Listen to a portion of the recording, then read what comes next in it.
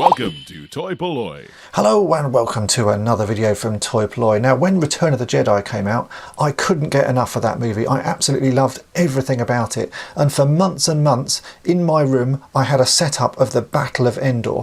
Now, I've searched through my parents' archive of photographs and nothing exists of this wonderful diorama that I made, or in my mind, this wonderful diorama that I made. So I thought today I would try and recreate it using all the bits that I had at the time and see what it looked like, so I can get some photographs to remember this amazing event in my childhood that was the Return of the Jedi. So today I'm going to try and remake that childhood diorama that I remember so fondly. So let's get started.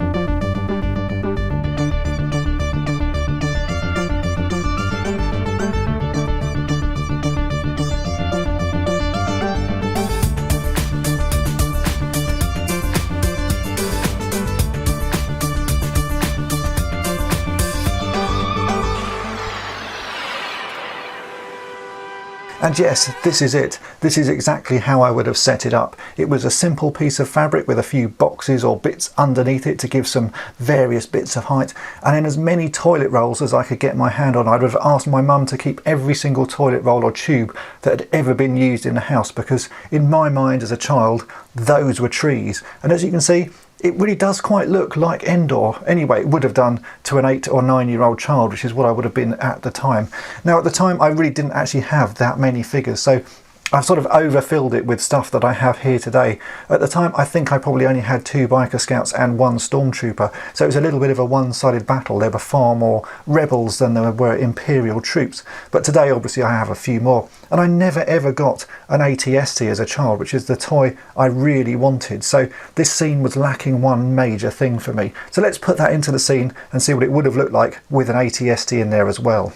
Now that's how I really would have liked it to have looked as a child, but that took me another sort of 15 years to get that into my collection, and now I have many of them so that I can really recreate this to my heart's content.